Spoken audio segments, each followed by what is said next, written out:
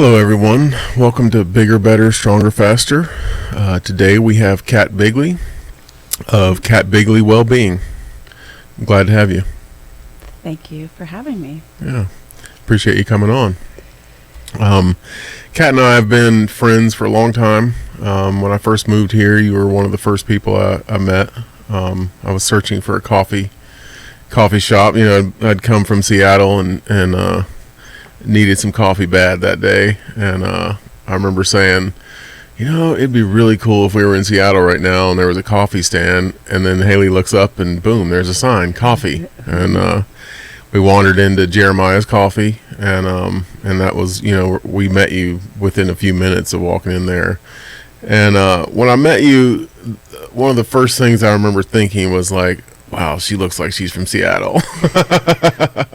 And didn't seem to fit so much in your current surroundings. But I don't know, we've gotten to know each other really well since then. We've talked for hundreds of hours probably, and I've enjoyed all of our talks. I know I've sent a lot of my patients to you for yoga or whatever movement art that they were looking for. I know you've also introduced me to slacklining, something that I never thought I would ever dream of. I still try it to this day anytime I find a couple trees close enough, and I know Haley loved it, my daughter loved it, and yeah, so I guess the first question I would ask you is, let's start with today. So today, what are you doing today? What did I do today? Oh no. Well, a day in the life of Kat, right? So it's this happens to be a Sunday, and I ended up on a Zoom meeting about a future project incorporating holistic medicine in one facility. Nice. So that's my big beautiful dream mixed with my passion project, and what's going to set up financial abundance and freedom for all, right? So that's been a journey I've been on for a long time, and I love and respect everything that you do. Thank you. Most of the people that I coordinate with are women. Yeah. So you're heavy on the you get it, you get to slide in, okay? But in that, as far as practitioners go, that passion. So what I've been doing the last couple of hours today is really still working towards this vision I had when I was 35, and had been working on some real meditation of like, what does 50 look like? What does it look like to be? Am I who I am? I living the life that I want? If I met me on the street, would I want to be me? So I started doing all of that work many years ago, and so today my focus was a little bit of fall decorations around the house for the kids, a little bit of laundry, and a whole lot of working, meeting with other super busy holistic mental health providers in many different modalities to still keep working towards that big beautiful dream. So yeah. Well, it's funny you say looking for a facility, you say, to basically create holistic health, and that's been a huge passion of mine as well. I saw a lot of that in Washington when I lived there. I've not seen a lot of that here, but I would love to see it here. And I worked in a clinic, a couple of clinics that had multiple practitioners, mostly natural healing practitioners of some sort, chiropractors, naturopaths, acupuncturists, massage therapy. And man, I'll tell you, the patients in those facilities were all getting better, and quickly. And it was fun to watch. So I'll be super excited to see where this goes, this new project. Could you tell me some details about it a little bit? So I've worked in mental health for several years now, 4 or 5 years, and I found it, to be something that when you take the yogic traditions and it is not just asana, it's not just shapes of the body, right? So it's like that whole part of it. So, and now we have different certifications and trainings, and all these trainings I've had specifically for trauma and PTSD, specifically for children. So taking all these yogic practices and then making them work into the American culture, right? And taking one of the shaman that I learned from, like when I was 18, he would say, keep the woo-woo out of it, right? Like just give them the movement and let them tell you how they feel, and then that opens the door, whatever conversation they're ready for next. So when I was in martial arts, I guess you're always in them once you're in them, right? So, Right. so something that I came to my awareness is as I studied martial arts physically and then dove into the philosophy, the thing that happened when they were brought to the United States is that the spirituality was taken out of them. So, kung fu monks or, ninjas or, trained assassins, whatever, yeah, that's so cool. And we all have that concept of it. But they did beautiful artwork, and they cooked, and they did sand mandalas, and they had flower gardens. And there was such a balance to their mental health, and the meditation was so important. And then now you have all of the hard elements that show up in American culture. And I saw the decline in the men and women that I trained with because there was nothing balancing them. If they didn't find their spirituality or didn't go home to a good home family base after doing all that aggressive training, it was a little bit like the Van Damme movie, Universal Soldier, right? Yeah. Where like they just get flashed with all of the negative images all the time, and they never get the balance. And so in the movie, at one point, and I haven't watched it for years, but I know at one point, somebody gets into the system and starts flashing flowers and kitty cats and, things in front of this soldier's face that has been a killing machine. So as I dove into what works and what's missing and what parts do we need to balance it out, and I kind of fell into the trauma and PTSD training, going through my own life, trauma and loss, and found that it worked so well for me. And then I found and created great friendships with other mental health providers who would see that working together, they would get farther with their clients, right? So now I have a lady that I've worked with off and on for about 5 years, and so we specifically look at the clients, as particularly kids right now, and say, what part of the somatic experience, like literally shaking off the trauma, like not just sitting in it and telling the story of what happened to them, but also incorporating the movement. And we don't have to reinvent the wheel, right? Like it's happening on the West Coast, it's happening in upstate New York. Like you can go on to retreats, put on by all of these now famous gurus in America. Yeah. So yeah, it's totally possible to happen in this area. And there is a wealth of providers that are really, really well-trained, well-educated, and they're here and they're ready to serve. And it doesn't mean that what type of practitioners are we're talking about? So initially mental health, so therapist, counselor, chemical dependency, hitting the points that need to be talked about immediately, right? Yeah. Like what do you have to deal with in the immediate moment?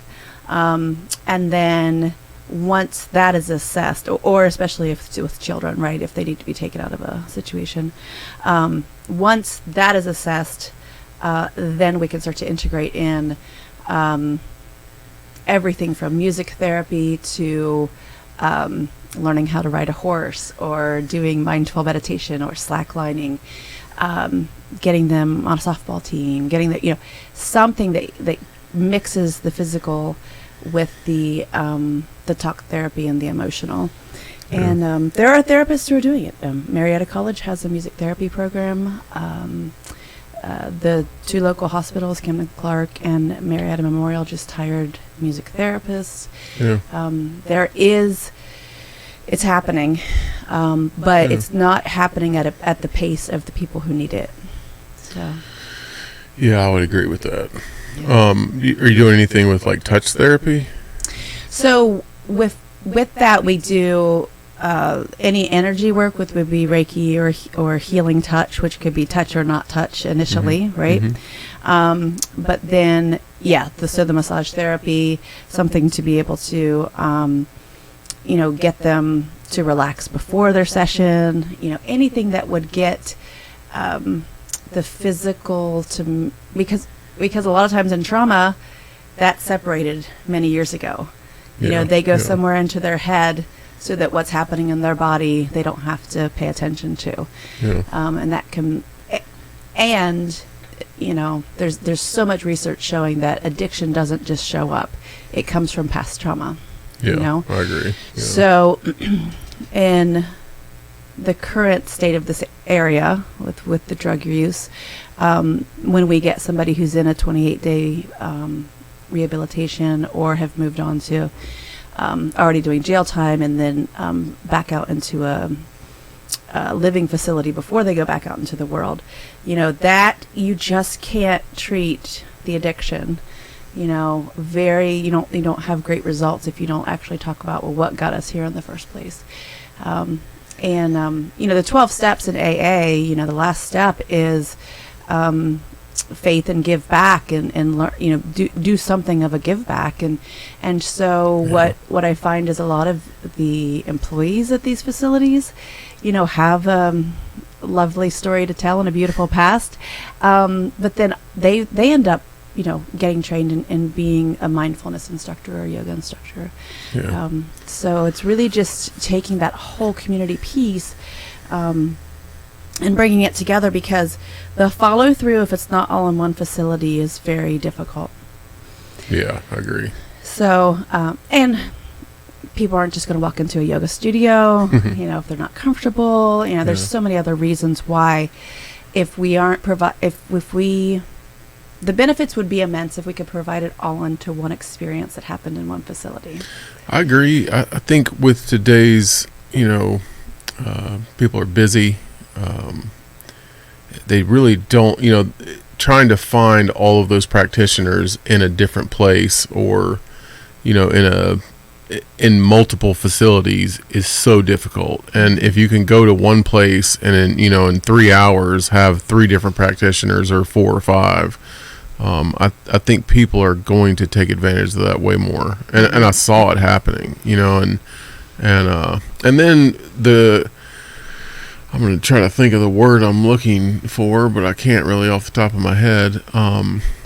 The congruency of that care is tremendous. I mean, I don't even, we're all sitting together at lunch, you know what I mean? And we're saying, hey, did you talk to, Betty today? She looked like she was not doing so well. And, I saw her, blah, blah, blah, those conversations are priceless, and those practitioners are having them on their off time because it's that important, you know what I mean? And I don't know, there's a little bit of competitiveness in that situation. I think that's also important. So I love that, that's coming this way, because I think it's been important for a long time. And well, being a personal trainer and having that physical experience for so many years with clients, I became that person years before I even knew what the title would be, right?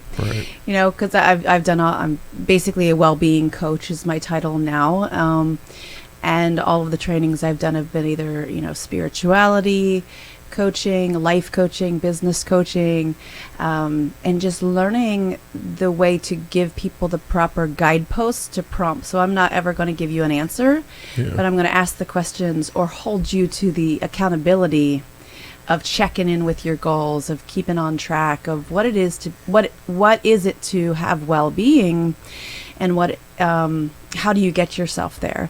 And so I hesitated because I am a Reiki master teacher, and I have been for 22 years. And one of the big hesitations I had of putting it out there to take on clients was that I would say to myself, like, yeah, but if they have a breakdown, if they have a big release in the session, if they reveal to me, something that needs attention, like abuse, I don't know what to do with that information, right? Right. And so that was when I was like in my 20s, early 30s, and so I kept it very straight with clients. It was like, okay, you're here to work out. Okay, yes, I can help you a little bit with nutrition, and that's it, right? But then from that, again, working out together, the somatic experience of physically going for a walk and both of you facing forward, of physically going for a run, of lifting weights together, of having an experience where you're physically pushed. Yeah. I was becoming their counselor, right? Yeah. And then I wasn't qualified. And I would say, okay, well, I've got to meet other counselors in the world. I've got to find people I trust. And so I started to make that circle in myself, 10 years ago, where if somebody came up with an issue that they needed, that I would be like, okay, this is the person I trust.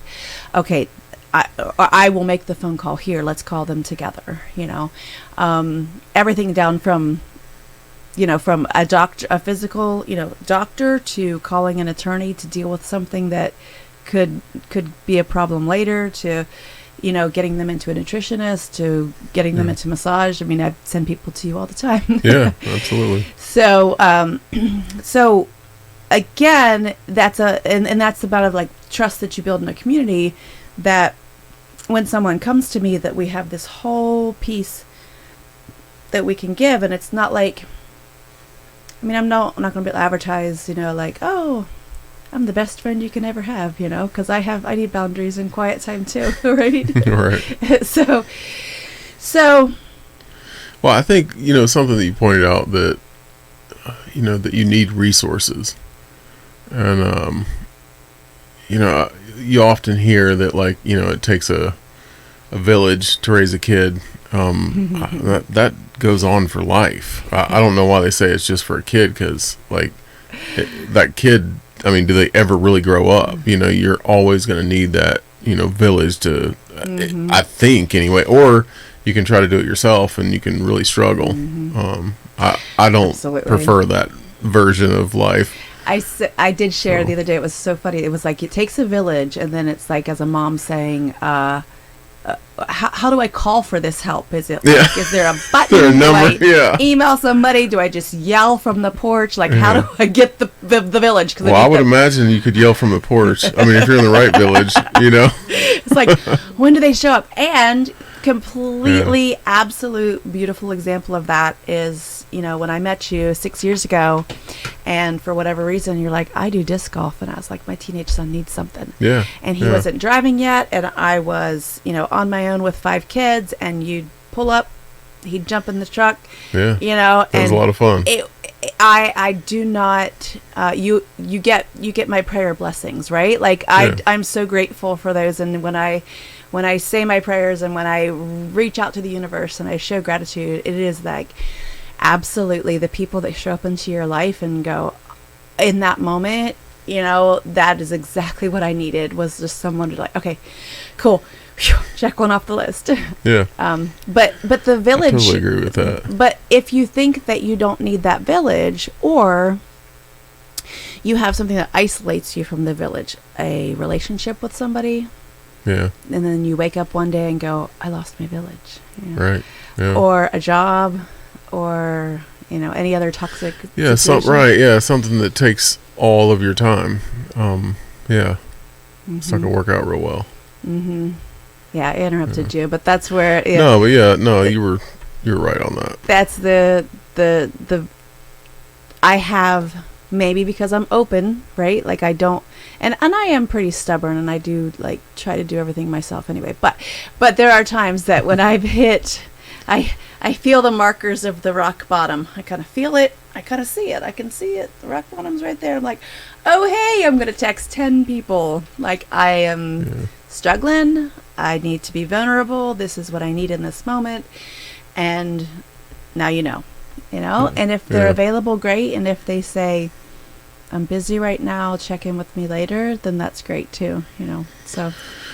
Yeah, I think for me, I know if I'm having a strong feeling, I need to get it out, and I need to get it out real quick.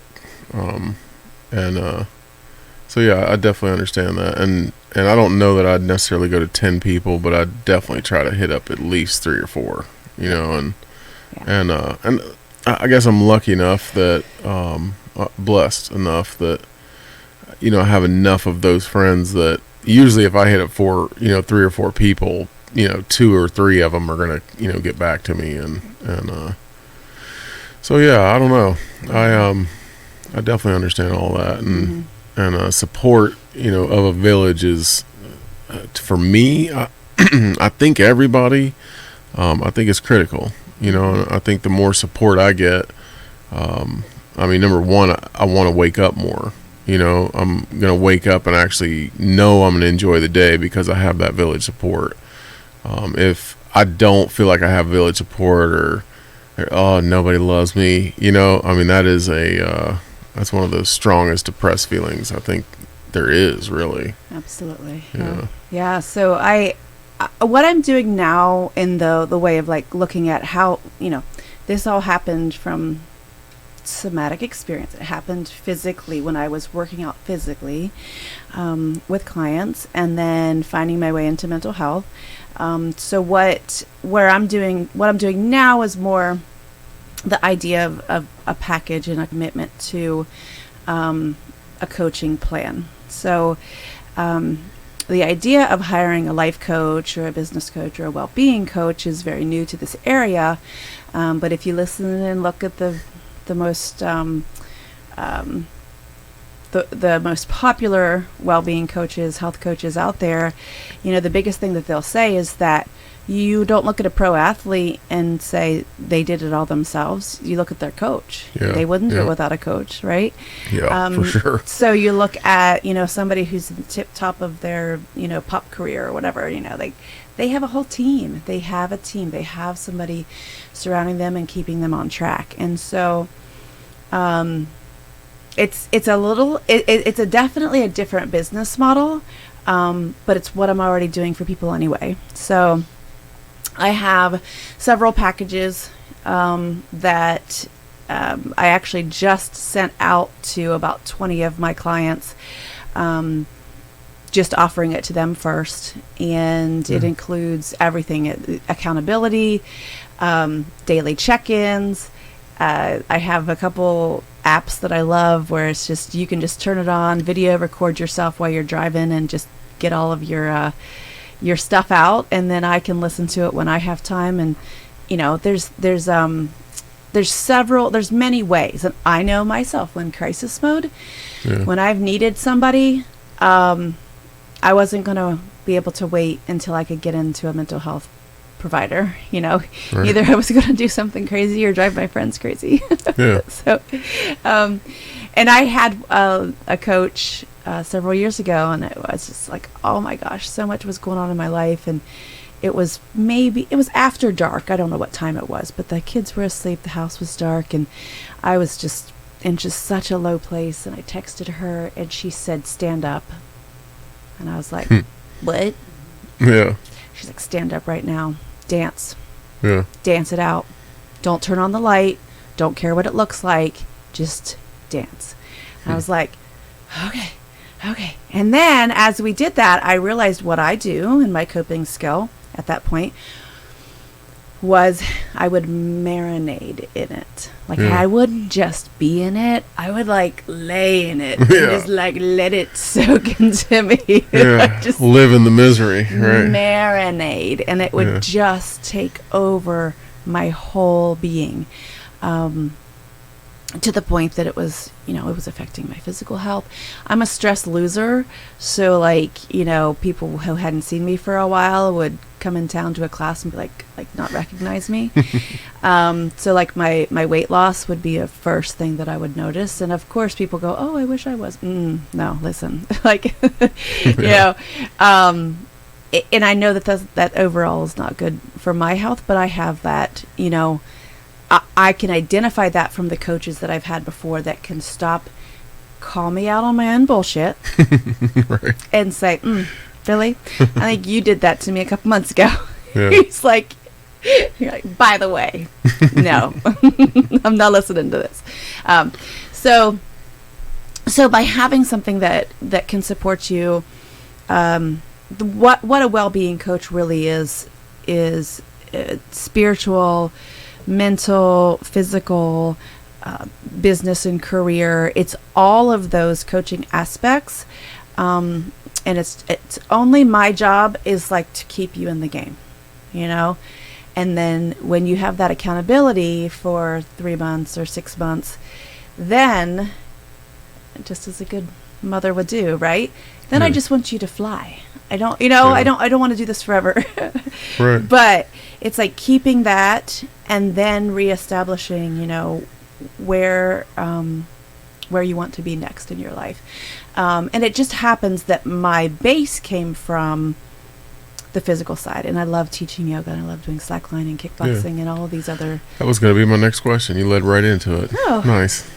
Yeah, like I was going to say, it's like we know each other. I was basically going to ask, and what gives you the right to be a life coach? Well, the reason I would ask that is because I think there's a lot of people, not me personally, but I think there's a lot of people out there that are like, why in the world would you need a life coach? Mm-hmm. I personally know that we all need one. Mm-hmm. I mean, you need a coach to play basketball. You need one for soccer. You need for any sport. I would think life is way more important than sports, personally. So why don't we have a coach there? Mm-hmm. I know I've sought out coaches that were not professional at all, which you kind of get what you get in that situation. So, yeah. So what gives you that right? Well, listen, I do what I want. No. Yes. Good. I relate that. Somewhere in here. And it really turned into, I was doing it anyway. As I said, I was doing it anyway. And I just didn't know what it was called. Right. I was like, oh, no, like this is just what I do. And then I would get really excited. I would get really excited about a book, or I would get really excited about the next women's retreat I was doing, or the next class I was teaching, or the next thing I was learning. And then I realized, I was like, oh, okay, I have this to give. And so I was doing it anyway. I just didn't know what it was called. And about a year ago, mid-pandemic, right? Yeah. I get this, and if anybody knows who Deepak Chopra is, who I really, really enjoy, and I had too. one of his books on Audible, and I just, in my madness, right, when I am like, all right, I'm losing my mind a little bit, like, I'll roll over in bed in the morning when my monkey mind starts, and I'll just push play, and I'll just listen to like whatever part we're at. We're like the 7 keys to success, or whatever it is. But I'm going through all this stuff, and he, as I'm looking at their life coaching and their spirituality coaching and their well-being coaching, and so the one day I just tuned in, and I was like, gosh, I already do that, so it has a title. So I was like, all right, cool, so it has a title. And I think as people get used to what it's called, then they can find me, and then I can say, you came to me because you thought you needed, energy work, but what you really needed is probably to hang upside down in some silks, and have some fun and play and have some fun. I like that idea. And so as I take people on the journey, or I meet students that come in, specific female came in for a belly dancing class, and a kickboxing class had just ended, and so she saw it happening, so she's like, oh, I want to try that. So she started to do the kickboxing, and then at the end of that class, this was over a week's time, she saw me doing a back bend over somebody's feet and doing acro yoga, and just the other day, I saw something where she just finished her yoga teacher training, and now she's a yoga teacher, but it was like that journey of like being in a place of like, I literally just do what works for me and feels good for me. And it just happens that the clients that come into my life, it seems to resonate with them too, which I think is like the most beautiful expression of, me just following my bliss. Mm-hmm. And now when I follow my bliss, I trust that this must be preparing me for the next person coming into my life. Yeah. So if I'm going to explore a new activity, what is it preparing me for? I would even go as far as to say that, so, when a professional in some fields, yoga being one of them, energy work, I would think massage therapy definitely, a doctor that decided to change trades or study something new. When those professionals go on that journey, I think it's extremely crucial that they share that journey, because there's a ton of people out there that have none of those resources. They don't have the resources, the knowledge to find those resources. And as professionals, we've been in the field, we've seen all these other professionals, and we know where to seek their help and all that. And, if someone goes to the welfare office, that's what they give them is resources. So, you can't find resources for life. You might find resources to help with a bill or, a mental health issue or something, but that's most likely going to be, a doctor's advice and pills, and there's a lot of people out there today that I think are searching the alternative source. And I'm glad that that's something that you can actually find out there. I definitely think it's critical. Yeah, So, and I'm not yeah. you finding it the way you find it. Like to be a spirituality coach, I'm just like I was raised Catholic, and I have a great understanding of what it is to feel and be Christian. And but also when I stepped into martial arts, I was like, oh, this is Taoism. Oh, this is Buddhism. Oh, so it's not even about like I don't even sway anybody to go anywhere. It's just like, cool, okay, well, let's get the right books in your hand and get the right resources and prompts to find that for yourself. There was a book called The Artist Way, and when I was given it about between age 30 and 35, I went through the worksheets. I did it. I was really, really the therapist at the time. She was an energy work therapist that had lived in India. Like the craziest healers have shown up in my life over the years. Yeah. And she said to me, I had to do something creative and crafty for myself. Because at that point I had a retail store and I had a lot of small children. So anything crafty or creative, what I was doing for them, or I would be like, window display, that's the craft, that's the creativity, or, oh, we're doing a coloring sheet, whatever. Yeah. And so I was like, oh, okay, well, I don't have time for that, right? Like, don't do Right. that. I was just listening to a podcast earlier today talking about this, still plaguing women of like, what do you do that's creative for you? And even, the kid's father was like, well, just go to like a basket weaving class with your sister, or, I mean, there was that sense of like, there has to be something that you can do that's for you. So one of the meditations was to sit and write down and remember what it was like before I had any titles, before I was a mom, before I was a wife, before I was a girlfriend. Yeah. And, the only title I had was daughter. And so the meditation took me to a little pond at my parents' dairy farm, way at the bottom of the hill. It was back hidden. We had a big pond you could see, but there was another one that had been made just at the bottom of a natural spring for the cows. And I wouldn't tell anybody. I would just go there, and I would take mason jars and scoop up tadpoles. Yeah. I would come back up to the house with jars full of tadpoles, and my mom's like, "What are you going to do with this?" I'm like, "I don't know. I might sell them. I don't know." Like, what? Yeah. So I had all of this, and I hadn't thought about it in years, right? So this hidden pond, and I don't even think it's still there anymore.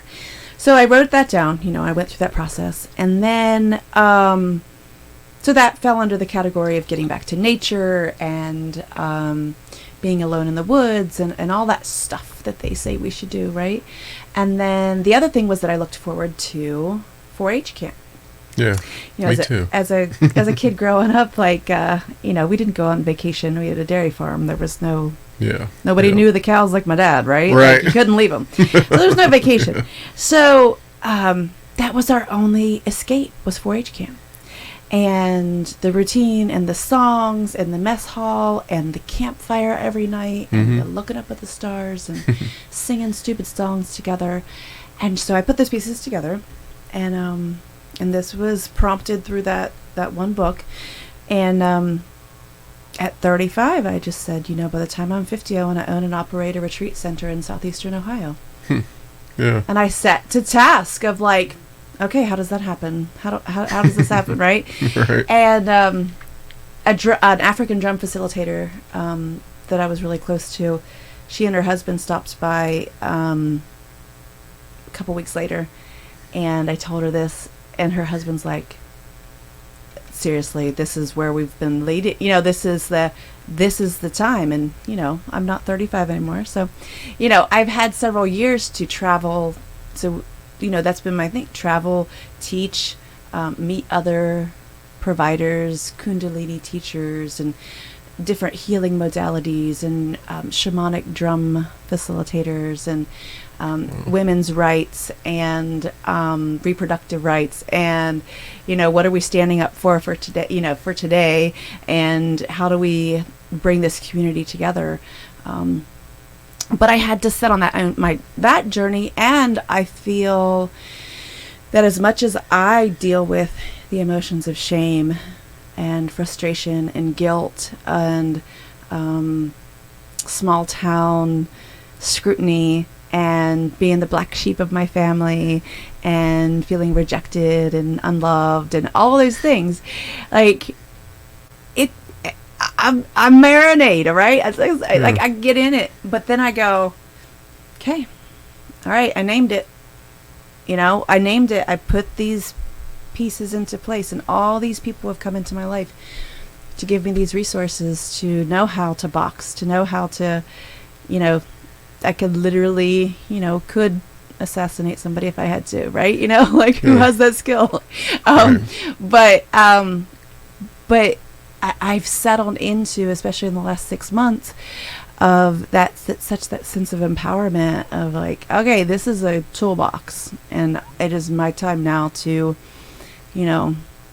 teach others, give back to others, coach others, and when they get to their place and they get to their place of achievement, they're gonna be in that tribe, ready to carry on and help to heal, whole communities. Yeah, I agree. I find that usually when people do heal, they always give back. I haven't met many people that didn't. I don't know if I've ever met anyone who did not do that.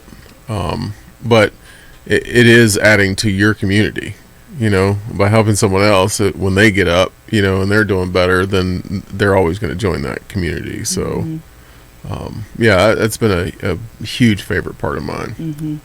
Right, and even my experience of having you in my life, that as we navigate, as I navigate what it is to be a independent female, as I see my kids grow with their father and what how they've grown and developed and where he's gone in life, and seeing how you navigated being a single dad, and all of that was my healing too, right? Yeah. And so I do love a good woman's circle, right? So I know sometimes I feel like I need to tone it down a little bit, because I do love men. I have 4 sons, and I want them to go out into the world and be amazing partners for whoever they end up with. But the idea that that in the process of my healing, not by any specific provider or practitioner, but just by like divine guidance of who showed up into my life, I feel very good and bad. Yeah. Absolutely. Where I feel like, oh no, sir, you are not worthy.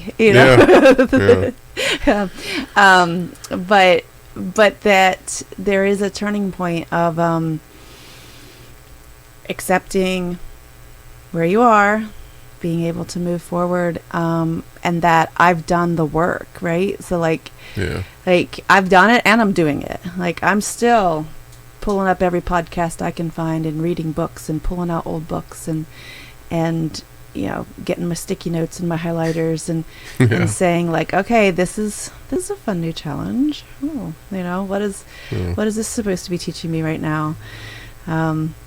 I think I get that. the quote the other day was maybe you're not supposed to learn a lesson, just the universe is seeing if you're going to be who you say you are. And I went, Yeah, that's a good one. whew, Yeah, yes, I am.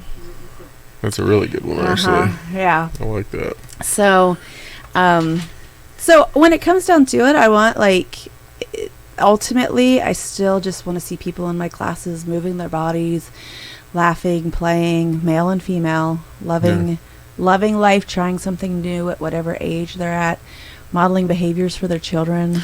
Well, that would be a question I would ask you while we're on that subject. Why do you think men don't come to yoga class? So I will say recently I had just said I'm not taking on any male clients. Right? Yeah. Especially, the last 6 months since I moved into my new house, I was just like, okay, no male clients. And when I really said it, probably about 4 months ago, I had about 8 very, very, very desperate, sweet male creatures that needed a whole lot of help. Yeah. And I went, okay, universe, thanks. I'm going to make an assumption. I'm assuming you would cut out male clients because males during yoga classes can be creepy. What I have found, and out of compassion for that, what I have found is that they're not necessarily creepy, but they may be coming from a place where they're afraid that people in the classroom might think that they are.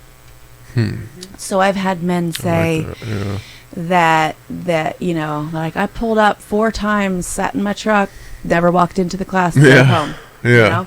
And it's because they're in desperate need and want of the practice, but that they put in a situation with mostly women, right? That they're worried about making the women uncomfortable, which is totally makes sense. a beautiful thing to say. Like I hear their pain when they say it, but I think that's primarily one. There's also a little toxic masculinity and a little bit of American stuff, that they have to deal with. So there's yoga's not hard, or if it is hard, I don't want to look like I can't do something, or my hamstrings are too tight, or whatever. Yeah. Because my main yoga teacher, that took me, through all of my trainings and certified me that I taught with is a man, So I totally respect him, but he also had a very great sense of himself, and so he was much different to deal with. So I think first of all, it is that men generally aren't coming to a yoga class because they don't feel welcome for any of those listed reasons. Right. Makes sense. But many years ago, when I was teaching kickboxing, I only would teach women, and I had a man ask if I would do a mixed class, and I was like, I don't know, I don't really want to. But it was the husband of a current client, and so I made a mixed class on one night a week, and so he started coming, and his son did, and then a couple other guys, and they were so grateful, and they were so amazing, and they really listened and respected what I was saying, because the technical part of boxing, I know I teach better than anybody else. Like I know it. I know the mechanics. I know the way the body works and the brain works, and no doubt I'm good at it, right? I know that. But can the male ego get past the fact that a woman is breaking that down? And most can't. So it would be. I think I could see how it would be difficult to try to learn how to fight from a girl. When, as a male myself, I think just maybe it's not naturally. I don't know, and I'm probably gonna put my foot in my mouth here, but I was pretty much raised to never think that a girl could beat me. In anything. I I don't believe that for a second, because I have 9 sisters and they beat me all the time. I have a daughter who beats me all the time. But we are kind of, as a male, I think we're kind of taught like there should be never a situation where you get your butt kicked by a woman. So then to learn fighting from a woman, I would imagine would be super difficult.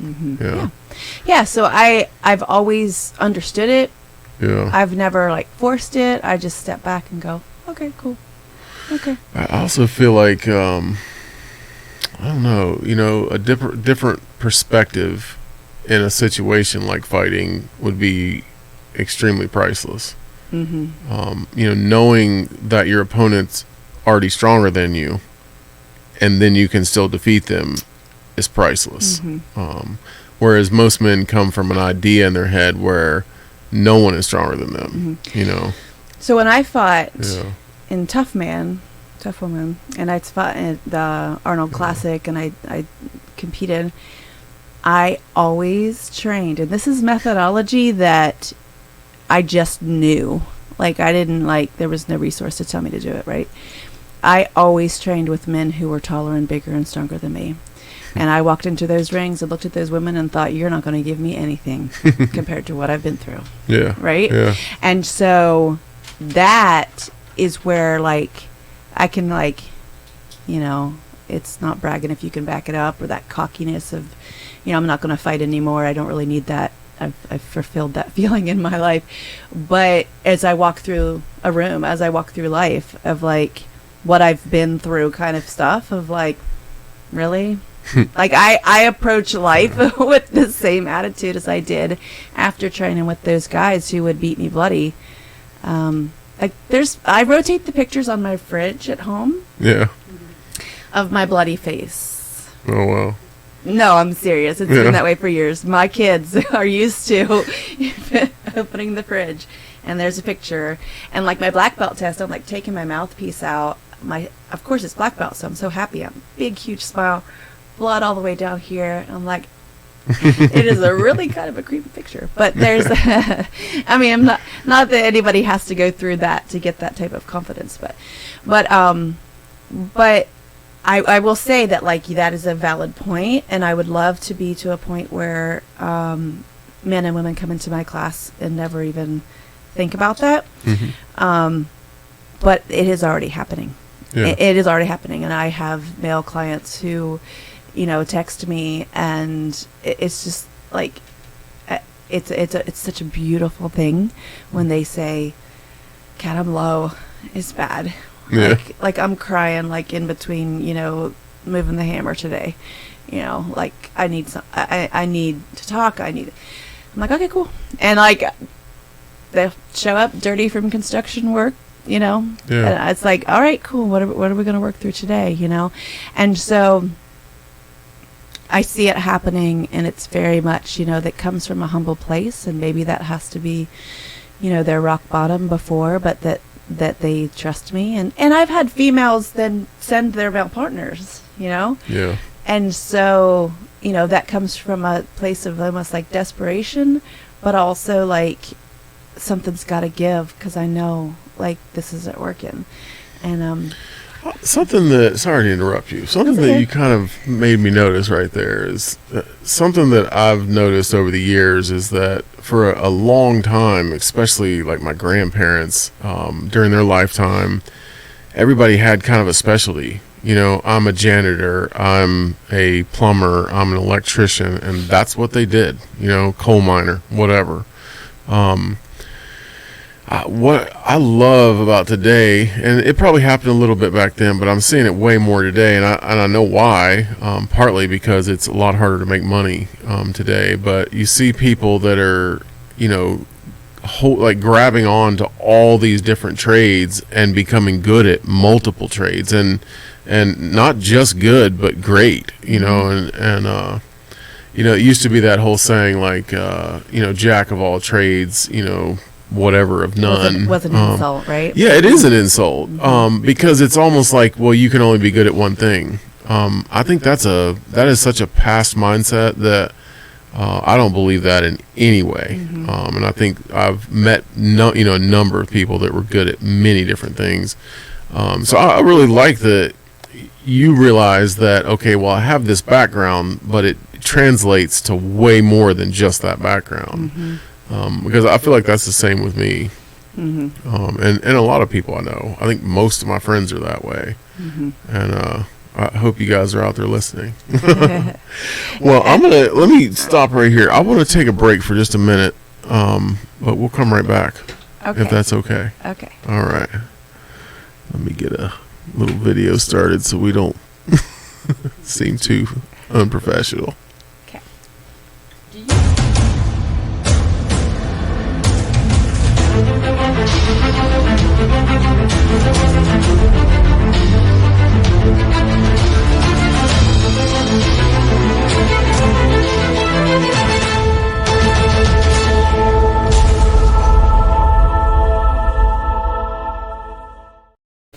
Everything that I'm talking about, they would be there, you know, or if it spiked their curiosity.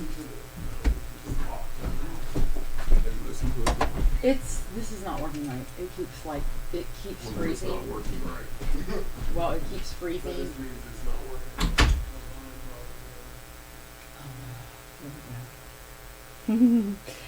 working. You know, I mean, my biggest thing is that I really want to,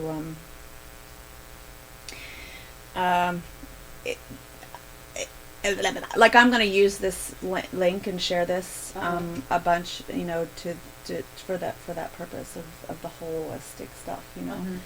And like, and what is it? I don't know if he mentioned to you about like trying. He wants to do like a weekly thing. If you're interested in that. Yeah. So, Which we have been trying to do, but then summer and life and everything happened, so. oh my gosh, don't I know it? Yeah. I'd be asking crazy for a long time for you with school starting. Because I know it's been for me. Right. Yeah. So just because, I mean, all of those things of like the books and the resources and stuff, like right now, like I even sent it out, like I just really want to push the packages of people committing to saying like, I mean, Hey, this is what it keeps doing. Sorry, okay. guys, just a second. This is what it keeps doing. I can hear you, and then it'll like freeze. And then I hear you.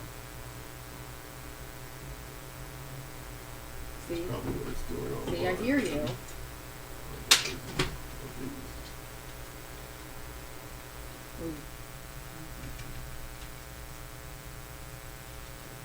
See, that's what it got me here.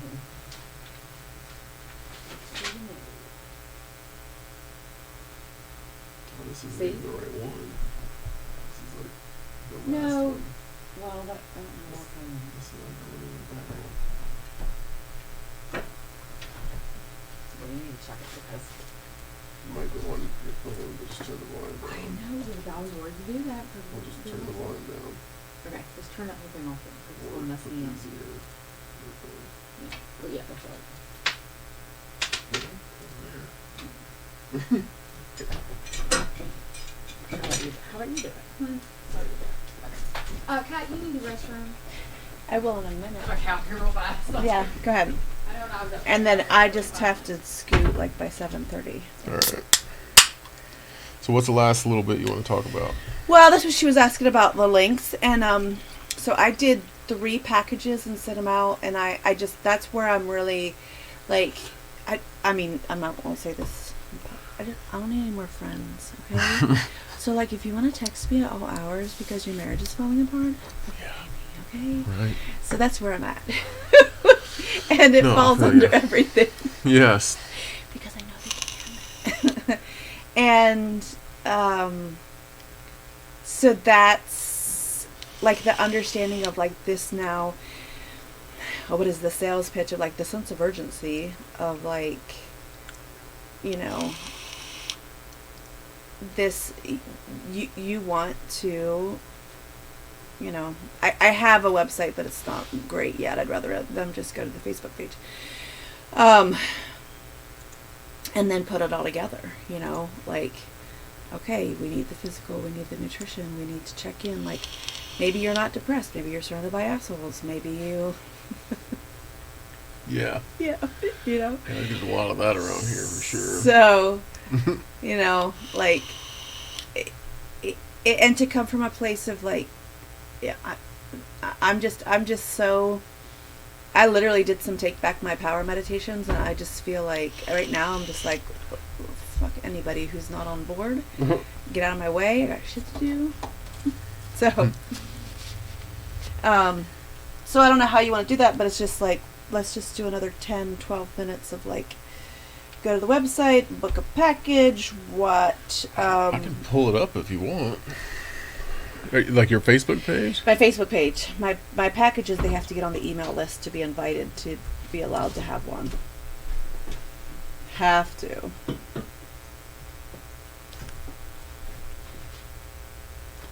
Are you cool enough? Are you hot? I'm okay right now. We'll just do this last little bit and then I'll pee and go to the park. So I have to,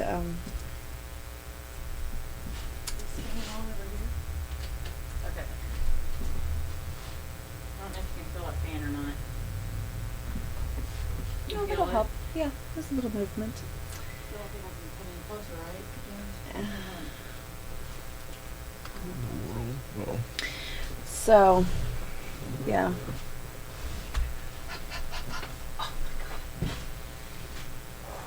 Oh yeah, my butt's sweaty. That's fun. No, shoot, that's ever been in my car. I'm like, ugh, Too many phone words. that's fun. Oh.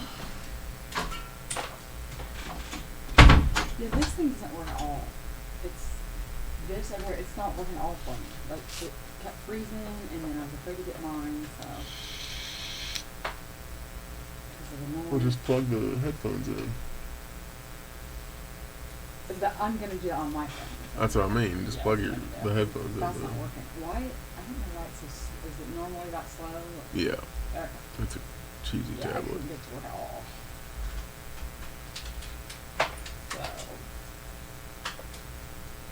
So. I'm not seeing her. The thing she said. The what?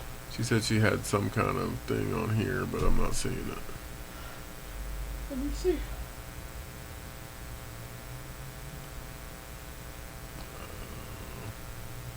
What you see, you gotta come over here.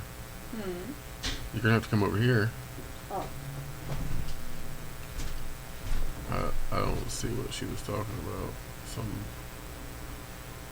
thing she posted or I already talked to her about that. We're not doing any links. She's going to do it from her. We already talked about it when you're in the bathroom. Okay? okay. So.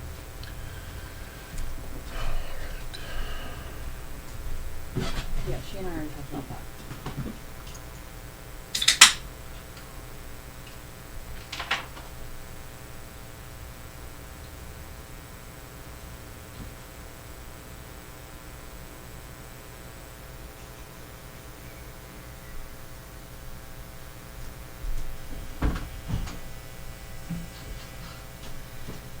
So other than that, it's fine. It's fine. That sounds good. That's good. Did you say you Yeah, well, you don't want to pull up any links or anything? It's just my Okay. Facebook page.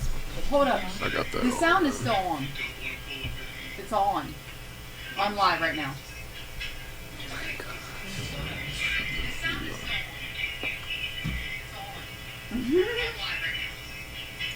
We gotta get that figured out right then. Well, it just came back on because something happened to the.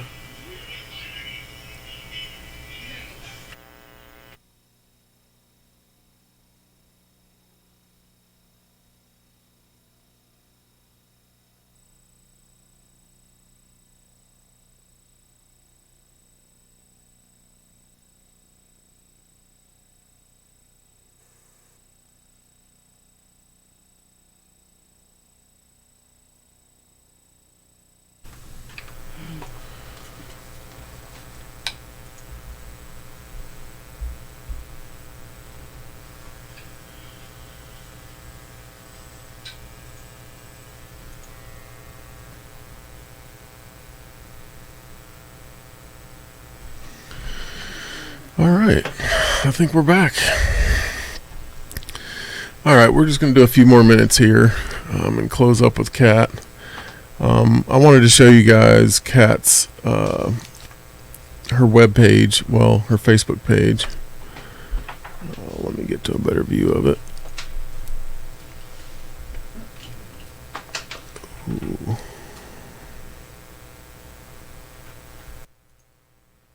There we go. All right. So, if you go to Facebook, you can find her at Kat Bigley Wellbeing. There's all kinds of stuff on here. I'll scroll a little bit so you can see it.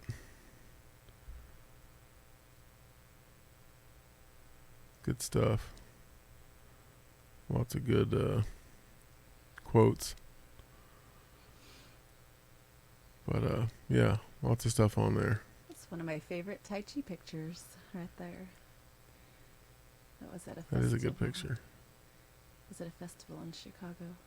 I don't know if I can pull it up, but I can at least see it. Yeah, it's good. Yeah.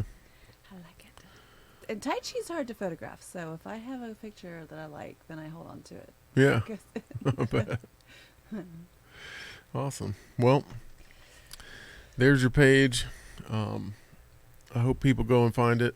I know there's, tons of people out there that need life coaches. I definitely know tons of people that need a yoga and anything exercise coach. And I know you've been doing it for a long time. And I also know that you've learned how to incorporate all the different types of bodies or body types.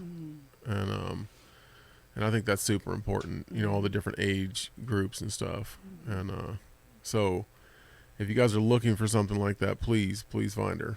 And, Thanks for pointing that out, because sometimes I forget that as well. Yeah. Right? To say, oh, okay. Making men feel welcome and all ages and wherever you are in your fitness journey and understanding that even if somebody starts to look good on the outside, their mental health may not be where it's supposed to be. yeah. So they might be coming. Key. Yeah. Right? Oh, I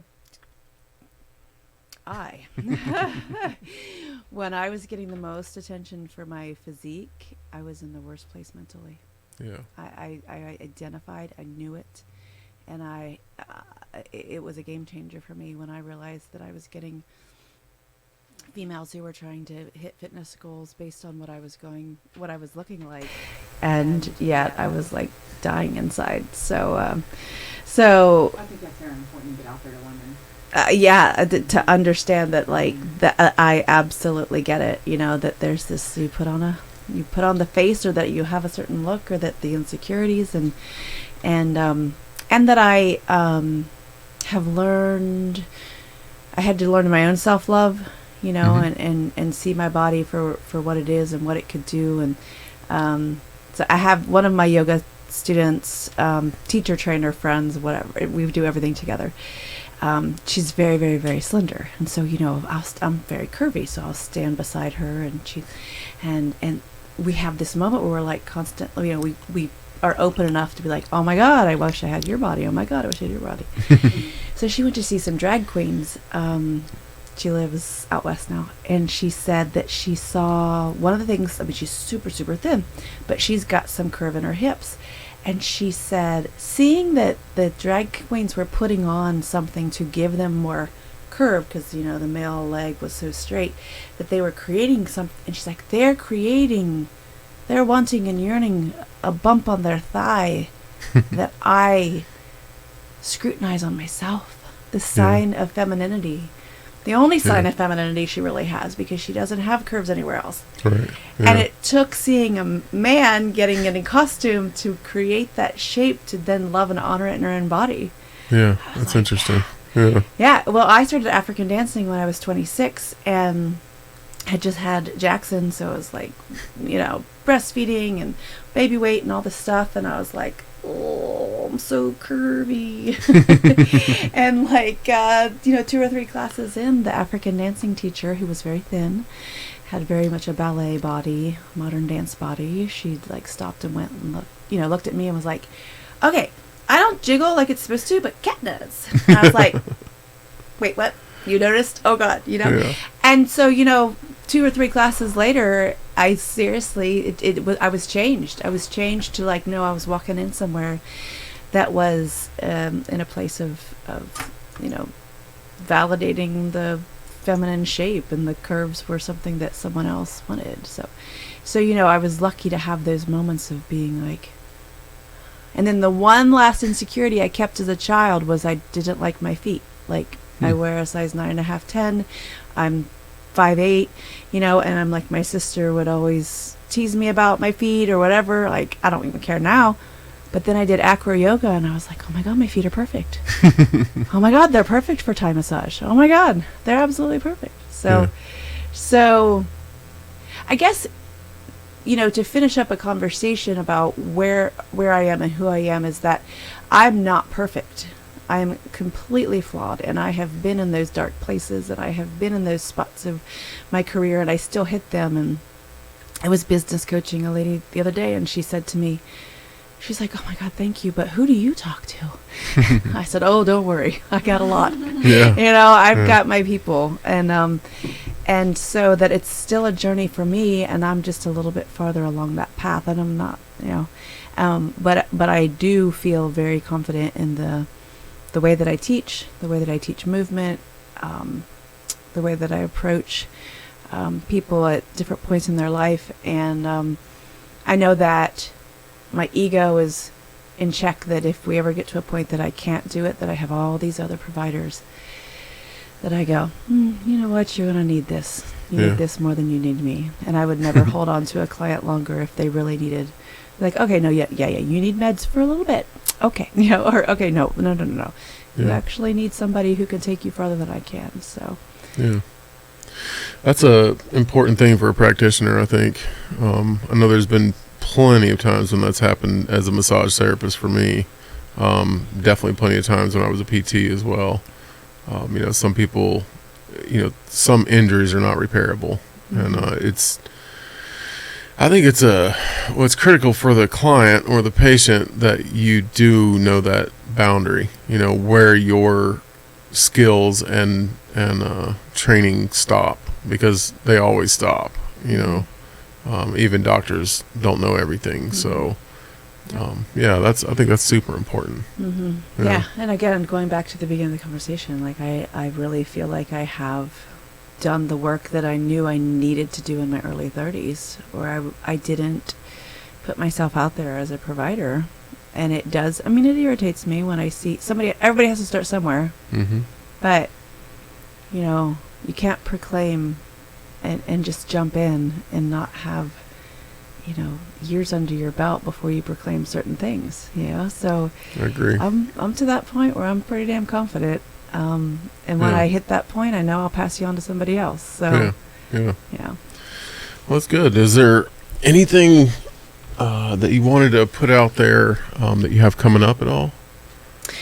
So I have been doing red tent women's retreats. So I like to do them about once a month, and keep the women's group at 10 or less. It does really help for the intimacy and the, you know, being able to feel like you can open up. The last one was just it was just like such a perfect mix of women. So on my Facebook page, I usually post and share what I'm doing, women's circles. Right now, I'm hoping to have that holistic vision up and running by January or February.